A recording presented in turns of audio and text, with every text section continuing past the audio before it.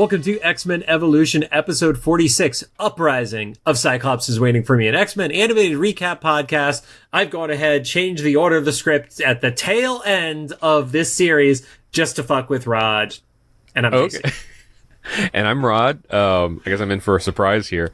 Also, I'm hoping that I copied this over before you change. Oh, we'll find out. Because I put it on a dark background because the light background like makes my eyes look like light bulbs. Yeah, now that we have to be conscious of... Oh, yeah, and Yep, that did nothing. I have a light in front of me that made no change. Great. Awesome. You just need to turn the lights behind you down so the one in front.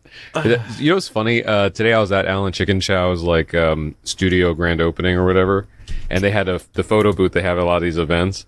And at first we were like, does this photo booth have AI? Because it changed my eye color. And the women I was in the picture with were like, yeah, it made your eyes blue. And then we realized... it had caught just the iris of my eyes, caught the reflection of a ring light across the studio that happened to be blue. That's weird. Or not my glasses did, so it made it look like... Anyway, if you're on my social media, it's probably posted by now. It's not posted right now, but by the time you hear this, it'll be on something, and you'll see what I'm talking about. It looks weird. It looks like it has a beauty filter on it. Anyway, we're not here to talk about that. Cyclops is Waiting for Me is our weekly podcast series where we're going back and watching every single X-Men animated episode we can find. The podcast started with the original 1992 X-Men animated show, building up to the release of X-Men 97. And along the way, we've also launched a companion show, the Xavier Files, with interviews of members of the X-Men community, including voice actors from the series. And since season 2 of X-Men 97 is eons away, we're back for the second half of our first watch through of X-Men Evolution. We're in the home stretch now. Yep. And now I'm being self-conscious about the lighting. Oh, God, right. Well, we were wondering if John could get whiter. Oh, fuck. And blind. Yeah, that was great. Your eye line's just going to be off the whole time. Dude, I'm seeing little flutteries in front of me. Some quick reminders. We're a recap show about a series that started over 20 years ago. There are going to be spoilers, and if you don't want it spoiled for you, pause the podcast, watch the episode, and come back. We are currently not sponsored or affiliated with Marvel Animation, Disney Plus in any way. We have successfully made it through 2 series being able to say that. Nice. And don't forget to follow us on social media at Cyclops IWFM Pod on Instagram, TikTok, Threads, and Facebook. And as we said this the last couple episodes, but because of all the BS from Twitter, we're gonna be. I think it's sunset by now, right? So technically, I have the account still open, but we will not be posting on it anymore. It's mostly just like, you know, there are a few people that we were in communication with via DMs on there and stuff like that. So it's still there, but we're not going to ever post on there again. Fuck that place. Yeah, but I also same thing. Even if I'm not going to use a social media platform, I usually just try to claim my name so no one tries to use it for e-commerce or Bitcoin or something. Yeah, you know, we check back in 2 years and it's got, 45,000 followers and it's just Bitcoin scams that aren't actually for Bitcoin. God damn, I wish I had Bitcoin right now. It's like $95,000 a coin or something absurd right now. I have it and I'm not supposed to look at it for 5 more years, I think. But you have a full you have a full Bitcoin? No, not a whole one. Oh, okay. I have some partial. I forget that's a weird denomination. Yeah, back in 2020, a friend that does investments, did investments for me when I had a big project. And so he set the stuff both in crypto and traditional exchange stuff. And he was like, okay, cool. You shouldn't not even peek into this for at least a decade. And then maybe not even catch anything out for a couple decades. I was like, okay, cool. Okay. For me, but I've been hearing the side stuff about the Bitcoin thing going up. So yeah. One of my buddies is his Instagram note status every day is just what the price is, and I just keep swearing at it. So. But we're not here to talk about Bitcoin. We're here to talk about shit that went on when the internet was not totally a broken place. We're talking about season 4, episode 5, titled Uprising. It aired on September 27th of 2003. Currently sits at a 7.3 star rating on IMDb. And I knew about this episode in advance because it had been spoiled for me when Spyke went away, that we wouldn't see him for a full season, basically, in between the episodes, and that this was going to be the episode where it comes back to Spyke. So. Oh, nice. Once again, this was an episode that was spoiled for me through the thumbnail that Disney Plus generated. Oh, yeah, that wasn't even subtle. Yep. So episode starts off with a previously where it's the Morlocks with Evan, Evan leaving Storm.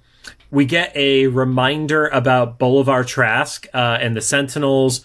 You get a reminder about the Apocalypse Dome, and then Magneto turning into Sailor Moon Stardust. So, for me, this was kind of like, oh, we're going to start having a build episode. That's kind of how it felt at the beginning for me, at least.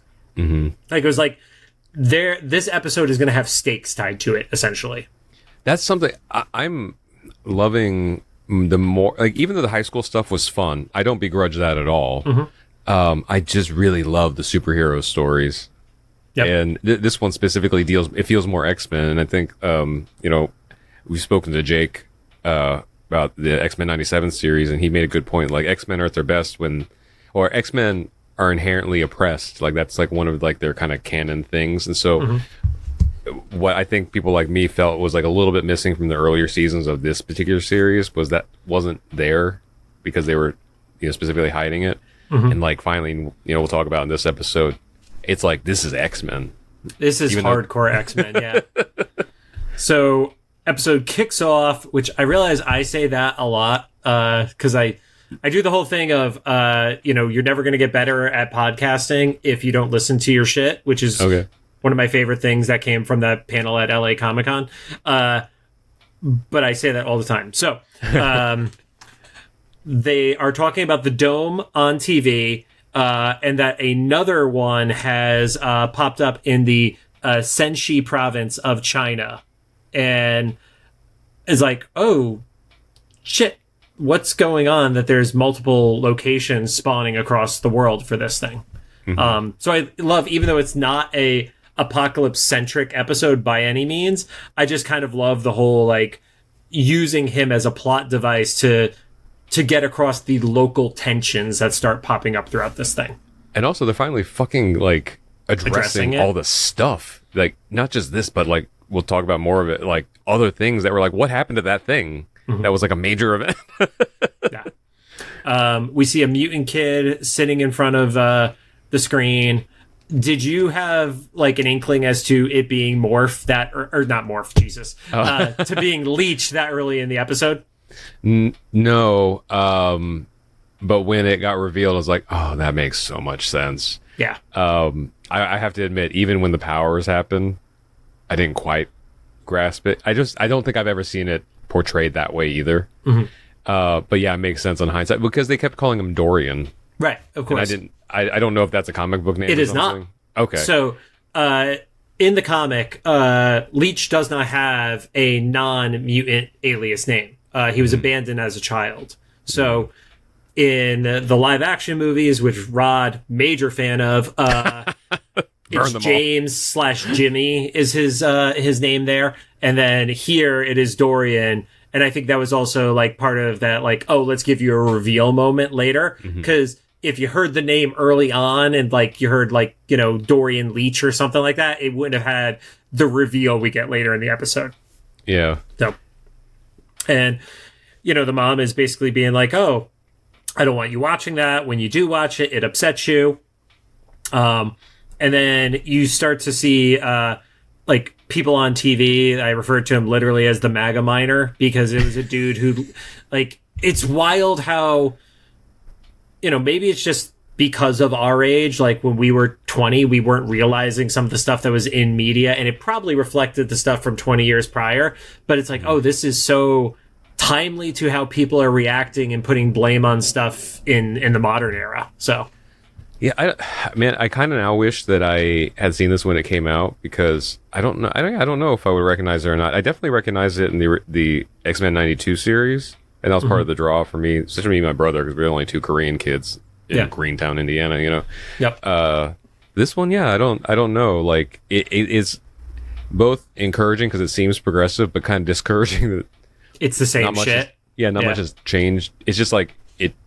We were talking earlier before we were recording about like a show having power vacuums and stuff being portrayed, and it's like I feel like is there like a bigotry vacuum? Like when one kind of gets some progress made, then just like a new form appears. Well, isn't a part of that like the thing with generations? Like you're like everybody for a while was saying like, oh, Gen Z is going to be the most progressive generation. It's like we're actually seeing Gen Z is starting to slip a little bit into a conservative side of stuff, because they saw our generation and the younger members of Gen X being so progressive that it ends up having like this backlash back and forth kind of vibe to it.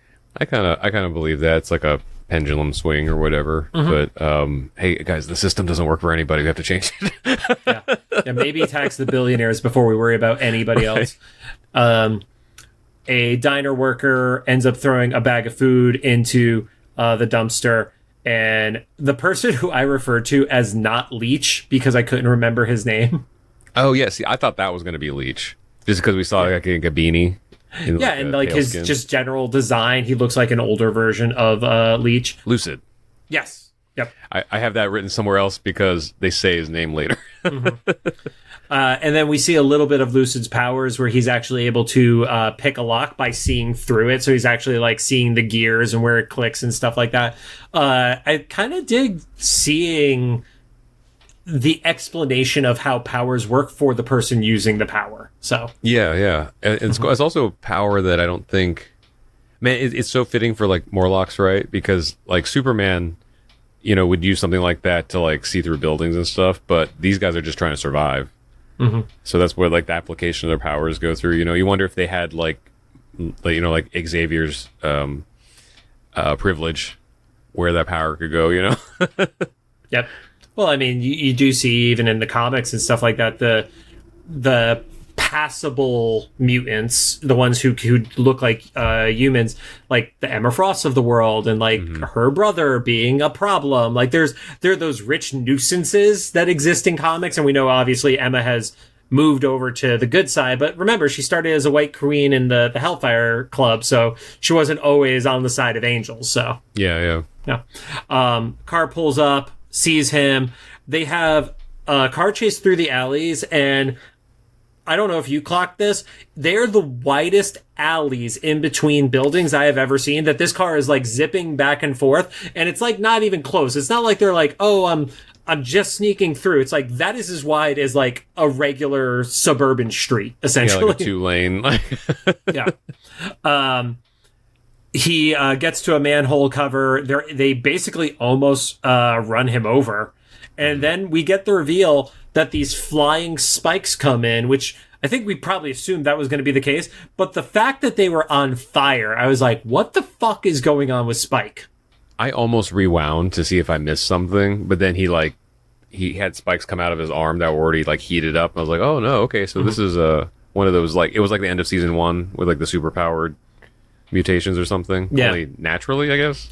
Yeah, a naturally occurring secondary mutation for him. There's the big zoom out where you see that Spyke is there in his full armor mode and has the flaming spikes pop out. It's going to be a long recording night, Rob. Thank God our next episode is only a single one because we have a guest, and we're doing 2 tonight to be caught up for that. Yeah. And that's where we jump into the animated intro.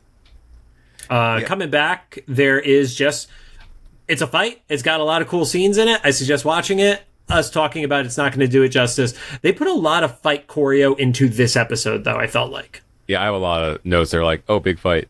My one thing I want to highlight, though, here, I think he slit some guy's throat at the very beginning. Did you catch that? Like, he pulls a spike, and then he does this motion. There's no blood, obviously, for this show, but I was like, I think he slit that guy's throat or his front or something, and then just moved on. I love Rod's darker version of the show that is just like, everything is just like 1/2 inch closer, and it's all murder. Yeah. Because that Spike's choreography in that fight scene in any other show that wasn't Primetime Kids is just like a bloodbath. I mean, he's literally covered in razor sharp spikes that now light on fire. Yeah. So goes down into the sewers, drops off the food to the Morlocks, and Callisto is kind of like giving him the little bit of a lecture of, you're making the topsiders angry. I dug the the phrasing for that of like, well, it's not that it's the humans, it's topsiders. I like how they have like their own slang as Morlocks. Because I think that also includes like passable mutants, right? At the X-Men and stuff. And also, is it just me or did Callisto get hotter? Because I know we joked before about Callisto being like, oh, you're not like one of us. I'm like one of who, Callisto? Like, do you have gigantic hands or, scaly skin? I did think Callisto looked very attractive in the episode compared to her X-Men 92-97 version. Like, the character is just more attractive drawn this way. I don't know if she was more attractive than the skateboard episode, though. Candidly, I feel like it was... Maybe we just saw more of her because she was mostly covered in the trench coat in the previous episode. Oh, maybe that's it. Yeah. Maybe that's it. I'm not 100% sure though. But she just kind of stands out in that crew because that whole crew, they all have some sort of like physical tell that they're a mutant. And Callisto, like I think you mentioned in the last episode we saw her, and like she has an eye patch, I guess. She has an eye patch and then like a hairline scar across her cheek. Okay. It's like, all right, you would be the hot girl who's at the tattoo parlor, like, right? Yeah, otherwise, like she's like real fit, like wearing like form-fitting clothing. Anyway. Yep. If you're wondering what we're talking about, make sure you do Rule 34 Callisto in your Google search. Don't actually do that. If you do that, it's not my fault. I was being sarcastic. It's the, basically like, they need me up there to protect them. And it's like, you can't really go lead them into battle is kind of the big takeaway from it. And he's like, well, somebody has to. It's like, okay. And then his armor doesn't go away. I think that's like the biggest piece of this whole thing for me is like, he's fully, I don't know if it's, he was holding it back earlier or he just now has no control over it. He also seems older. He does seem older. I agree. He seems like a decade older. I was going to say he went from like a 14-year-old to like an 18-year-old, but yeah. It's similar, yeah. Yeah. Because even like later on when he depowers, he's like, even then he seems a little bit bigger than we last saw him. Because he was just like this like lanky skateboarding kid before. I mean, living in the Morlock sewers, you got to toughen up. You have to fight those Bayville sewer rats and stuff. Right. Oh, that's where the protein came from, the rats? Oh. Probably.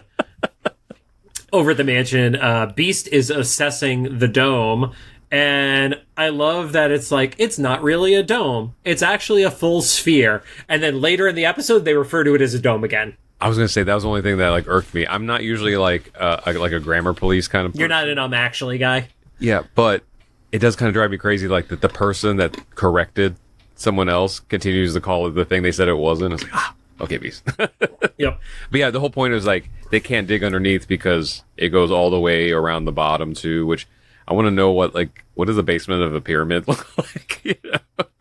I mean, I guess we saw that, but like, I don't know. It's just so funny, like how deep it goes. I don't know. There's a lot of questions there. I don't think it went below ground. I just think the dome is the sphere is around it, like around the earth and gravel and stuff. So. Oh, okay. Yeah, that's my read on it. They focus on the fact that, it repulses energy and it's showing up on two sites that existed around that same 3000 BC timeline as when Apocalypse was in Egypt, which I don't know if that's accurate for South America, but right. Sure. Like, I don't know enough about history, but I'll take Beast's word for it. I also didn't look up if there were pyramids in China, but I'm just taking Beast's word for it as well. Well, here's the only problem with us doing video is now there's not like edit points, and there's just the awkward how can we vamp over over John searching pyramids in China. I guess maybe there's like a temple sorts of things maybe, but like oh wow. China has 40 pyramids. There you go. Mostly located in the Shaanxi province, which, okay. And more are flat-topped burial mounds dating back as far as 8,000 years. Okay. So they took some liberties, but it's based in some history. So that's interesting. At the very least, they were there, those 5,000 years ago. Then we get some scenes with the kids. You get Sam, who's complaining about having to read. That tracks, right? It really tracks. Because he's the hillbilly of the group, right? Oh yeah, he's like Appalachia hillbilly vibes. And then as they're walking through, one of the jocks group sees Sam. Sam starts to drop his book, and because he's a klutz and just annihilates everything, he smashes into a wall, puts a hole into it. And it's Duncan and his crew, which I don't think we ever said the names of the other two guys. You have Mal and Keith are the other two jocks. Oh, sure. I don't think that appears anywhere outside of the wikis at this point. I actually, Duncan is so generic. I did not realize that was him until Gene called him out later. I thought it was Duncan, but I wasn't 100% sure. It's just so, like, you could have just told me that they're, like, the stock background, like, jock character for the show, and I'd be like, sure. Like that. Well, I mean, that's what Mal and Keith are. Yeah. Yeah. Yeah. Because you have Duncan, who's the James Vanderbeek. You have Mal, who is the black guy, and Keith, who is the Billy Bob, the stouter blonde guy. Yeah. Gotcha. Yeah. The guy that takes the hits on the football team. Pretty much. The kid who has CTE before he's done with high school. Wasn't it the joke that actor played himself on another teen movie and he gets a concussion in every scene? Oh, yeah, and it's like a countdown how many he has left until he dies. Yeah. Yep. So Duncan and crew go over, start threatening, and, Magma is basically like, well, if you fuck us up, I'm going to fuck up your car. Yeah, and you can tell she was bluffing, though, because she was... I don't know. I feel like Magma would have done it. Really? Okay. This is the chick who dove into a volcano. Like, she is... That's true. She's a badass. Let's be real.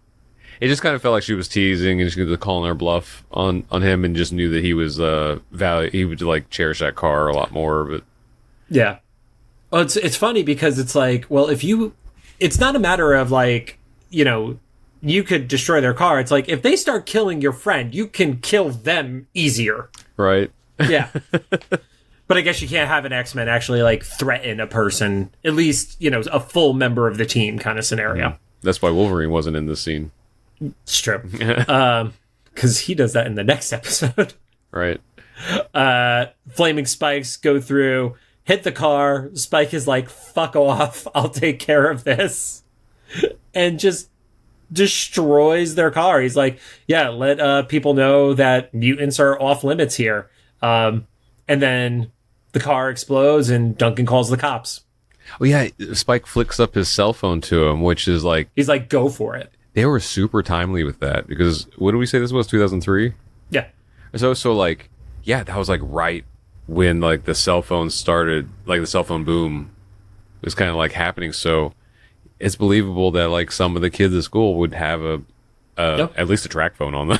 Yeah. I think we mentioned this before. I had a cell phone my senior year of high school, mostly just to like let family know if I was going to be out late and what my timing was to get home and stuff like that. But I still had the phone on me. So yeah, I had one the year after that because when I went to college, I didn't want to like have to pay long distance for calling back to Indiana, which now it's, I don't even know if there's probably whole generations that don't even know what long distance fees are.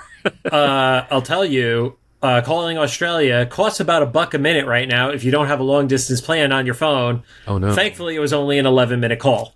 Oh no, I didn't know that. Yeah. Found that out the hard way. Oh no.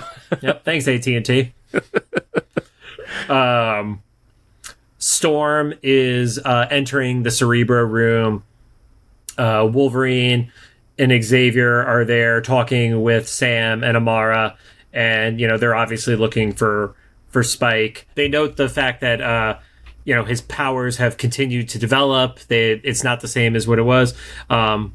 And Storm is like, oh, well, he's in the sewers. I should go down there. And they give the whole, like, well, maybe you're not the best person to have this conversation scenario. But I think it's also, like, you also have claustrophobia. Oh, I didn't think about that. That's not a great spot for her. This Storm is so underutilized, I feel like. I mean, she's not bad. She's still not Halle Berry bad. But, right. She doesn't have the omnipotence that some of the other depictions have of her, but I forgot about that.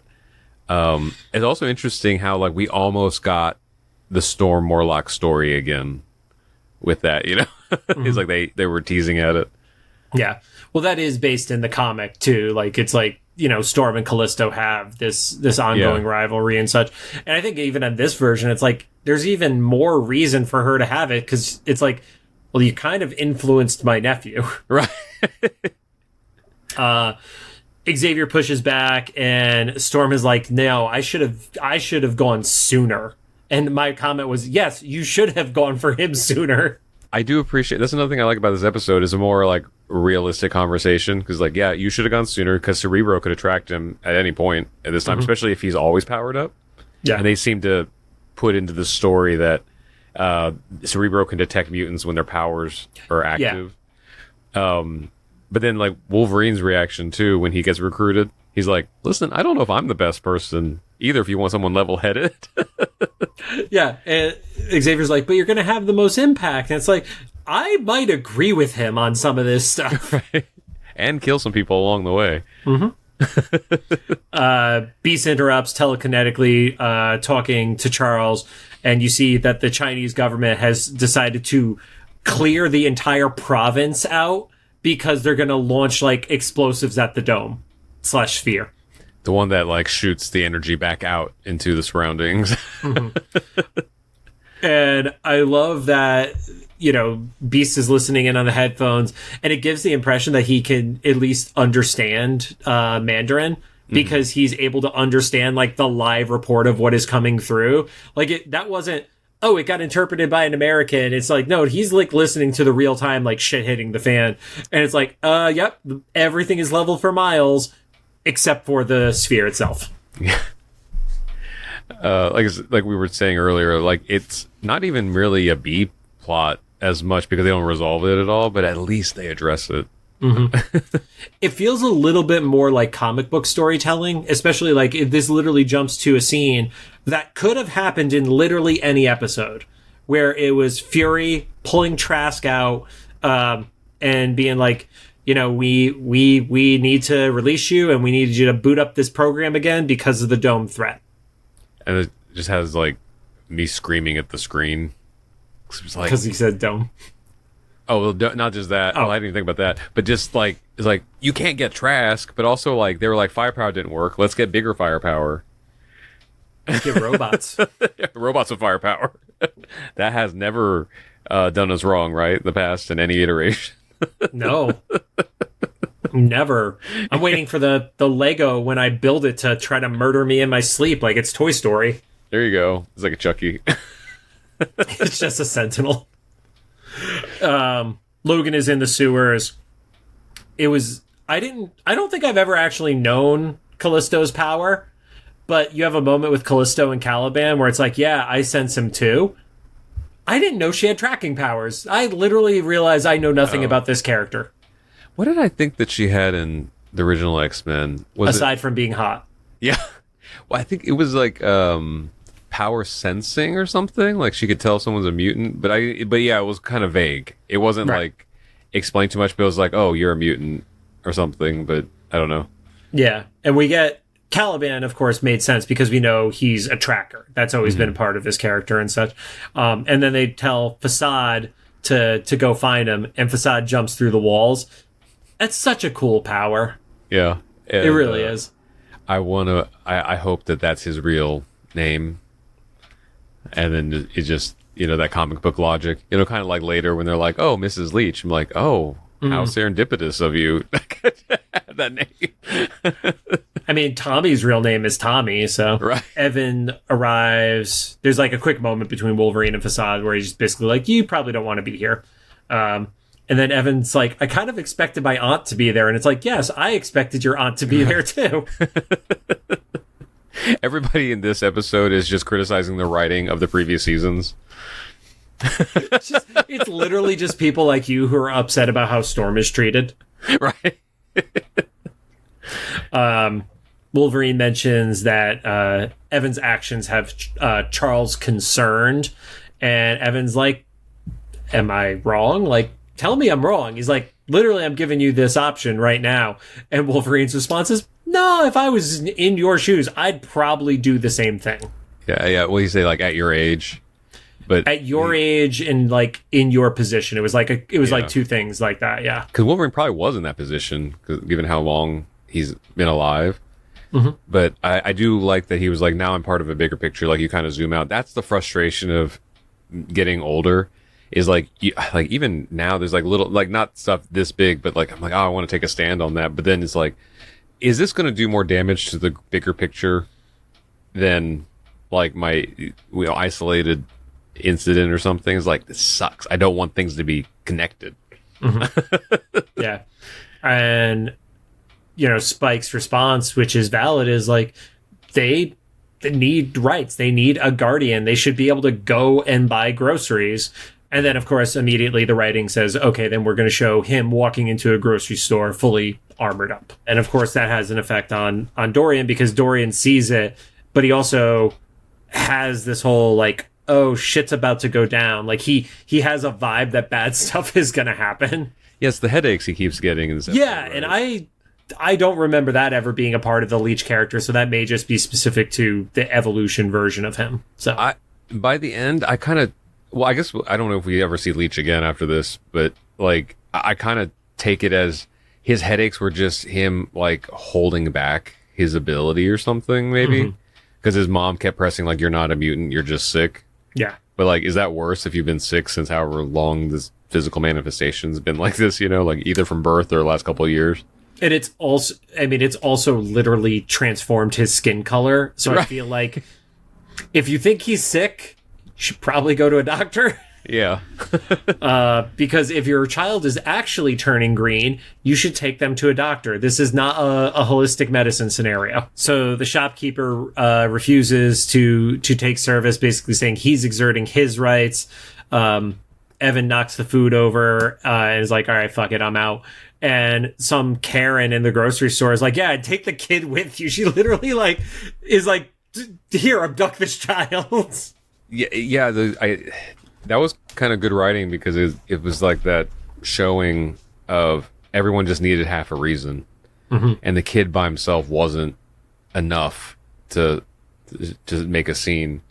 But like, if an adult, or I guess to them it looked like an adult, even though he was a teenager, a man covered in spikes. Yeah. There you go. Yeah. Yep. But that whole situation, it does escalate like really quick, because then like Spyke had to go back in and like save Dorian, blast a hole through the wall to like let him out. Yeah, and they tried to kill the kid with the shelf too. That's true. Yeah, they knocked over the bookshelf, and then Spyke saved him, and they're still pissed at him for saving the child, because I guess it's a mutant child. Oh. Yeah, and he drops the hole in the wall, and then as she's running out the hole in the wall that he made, the mom is literally yelling at him of like, "This is all your fault," and he's like, "I didn't knock you up." Yeah. Yeah. Oh yeah, because like you outed my son or whatever. Like, yeah, basically like, you made this situation worse for us. And then he goes and he drops money and he takes the groceries. So even after causing a public like mini riot, he's like, I still can't steal. I still have to be better. That's true. Yeah, at least he paid for the groceries. Maybe not the hole in the wall.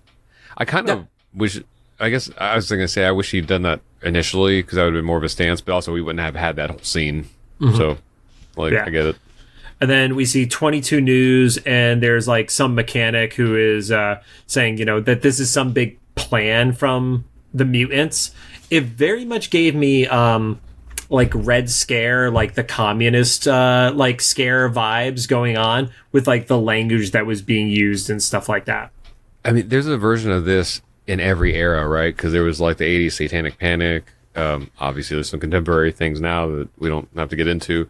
But like, there's always an enemy in the shadows. Yeah. Right? Which like keeps you from seeing the enemy, the real like threats and stuff, which I guess in this case is Apocalypse, because like they're worried about like the kid in the grocery store when there's like these spheres around pyramids around the world. But they think they're domes, so they're not as scary, because only Beast knows they're a sphere. Yeah. Yep.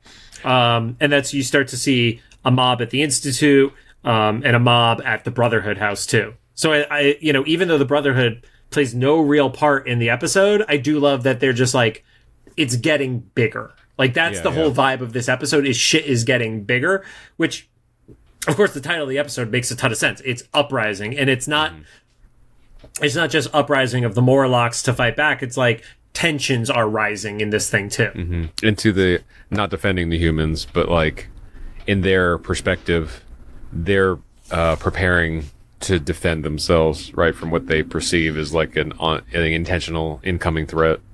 So how did Duncan get the laser gun?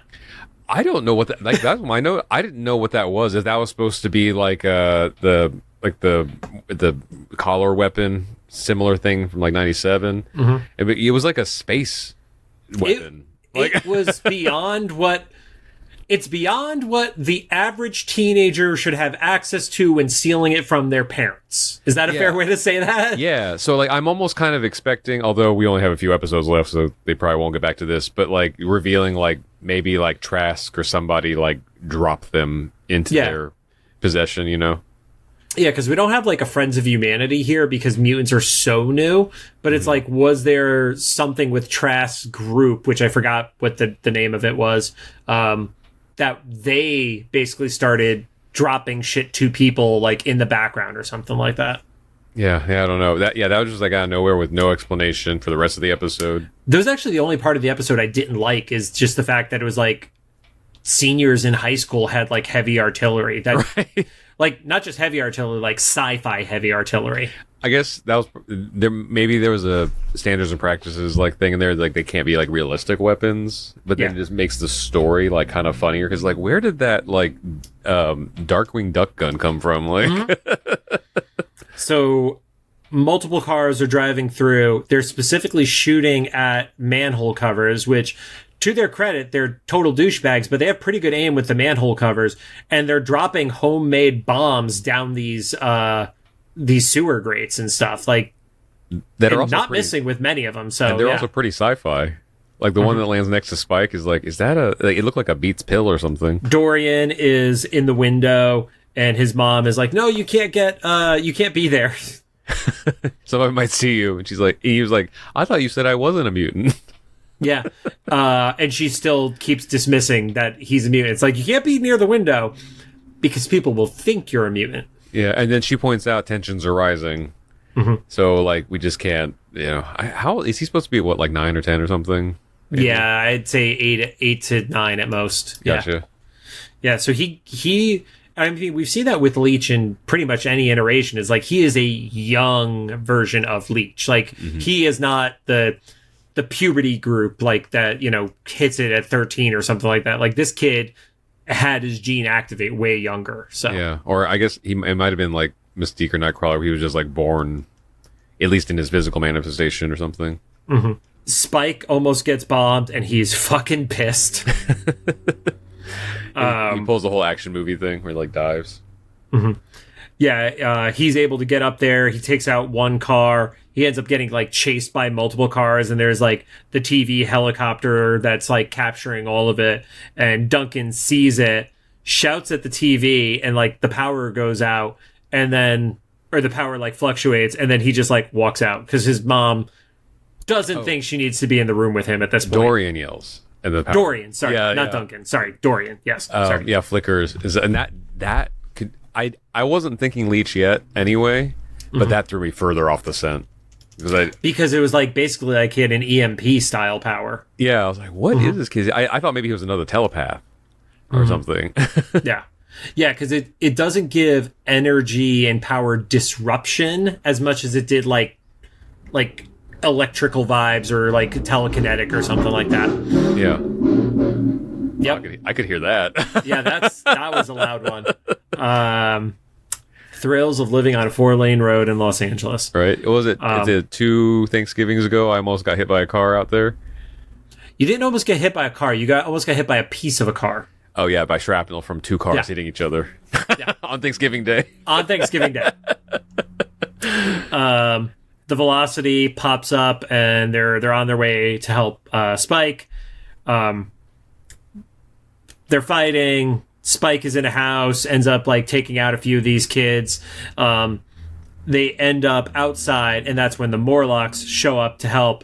And it's kind of like, well, you stood up for us, so we're going to stand up for you kind of vibe. And I appreciated it because at least Callisto was like, she heard what Evan was doing for them, and it wasn't like, living in cowardice and stuff like that. Yeah, so she was just like, I just really wish you would not draw so much attention to us. Like, she's still in solid. She still agrees with his whole thing. My note here was kind of funny. It was like Scott was like, Evan needs help, and they cut to Evan. And I was like, Evan looks like he's doing just fine. Like, there's not a single person that has an upper hand on him right now. He has flaming spikes that he has a never-ending supply of that come from his body. Yeah, and he immediately is like, you shouldn't be here, and Cyclops' response is like, well, neither should you. And it's like, God damn it, Scott.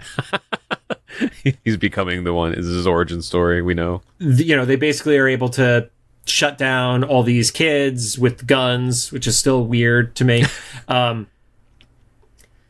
Duncan has the moment with Jean, which we never got real resolution to, where he just is like, I'm going to shoot Jean. Yeah, I guess it's one way for a dude like that to deal with a breakup. He that insecure, and that's when she said like, enough, Duncan. I was like, oh, that's who that dude is. Yes. Okay. Like, yep.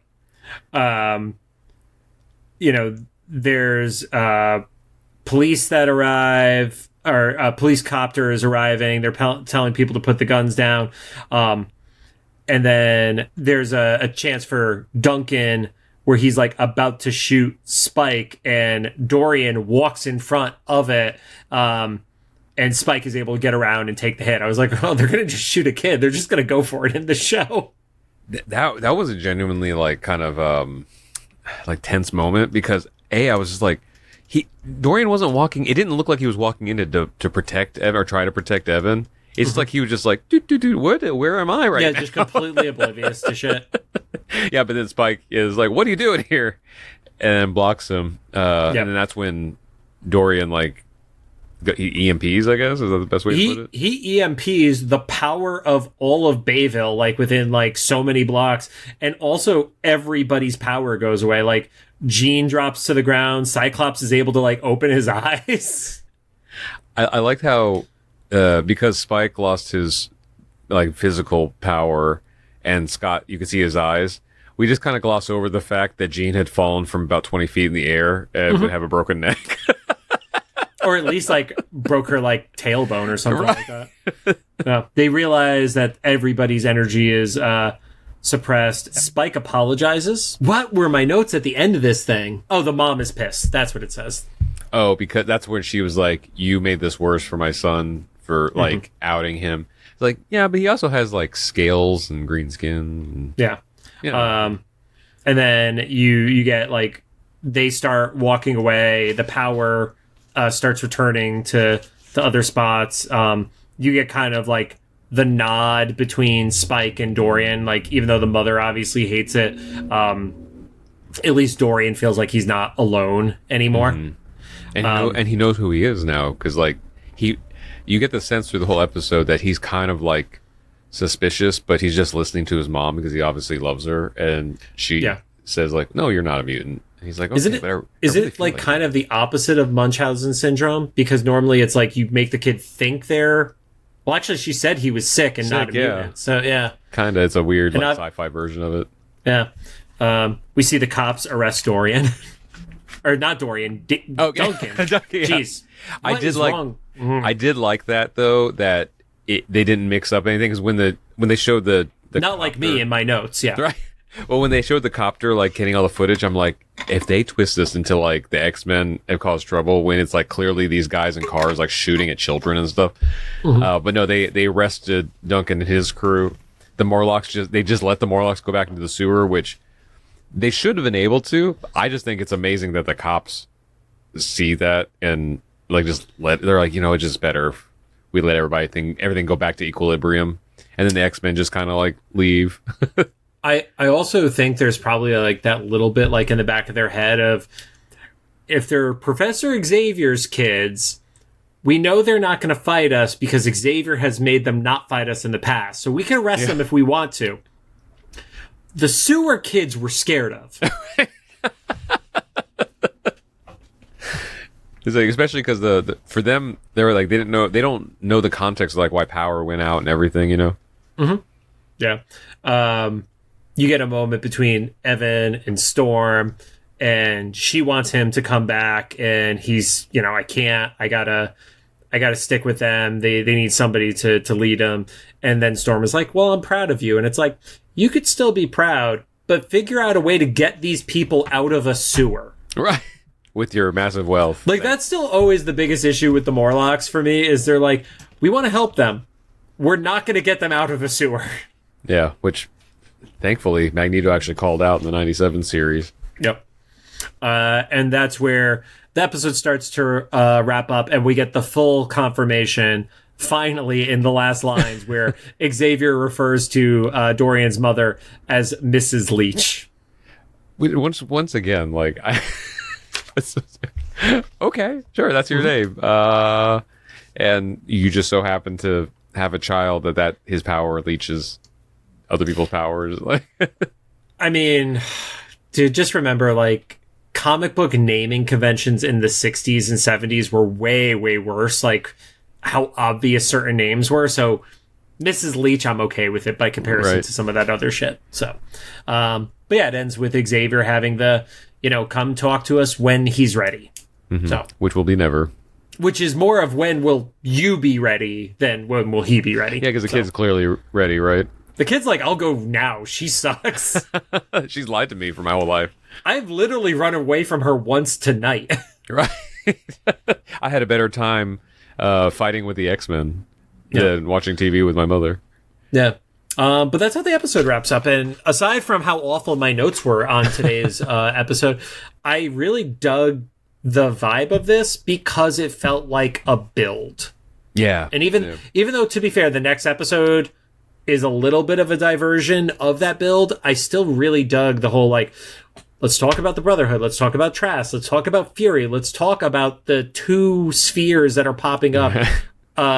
Let's see, the replay at the beginning of Magneto becoming space dust again, like all that stuff. Like, I'm curious what the room was like when they were like writing this, because it very much gives the impression that they're building to something, but it's building to something that's going to be big and hard to wrap up in just 4 more episodes. Yeah.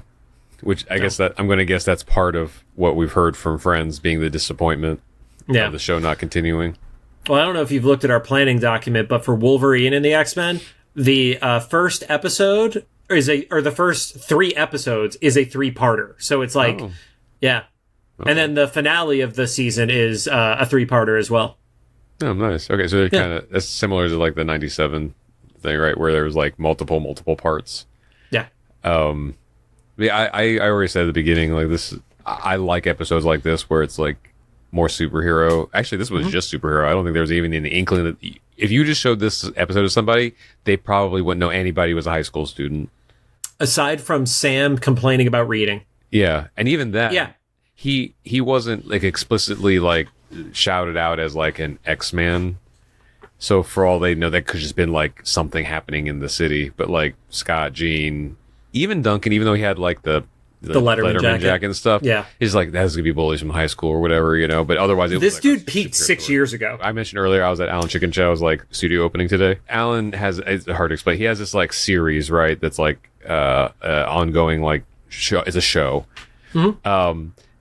What we didn't know was part of going to this opening is he was using us as a crowd for one of the scenes, which is fine. They gave us the option of leaving if we didn't want to be in it. How many YouTubers have you hung out with that you didn't assume somebody was going to shoot content there? Right. Come on. So it wasn't completely surprising. Although I was there with a couple other friends that work at YouTube, and we're all clearly in our 40s, and this is taking place in a junior high school.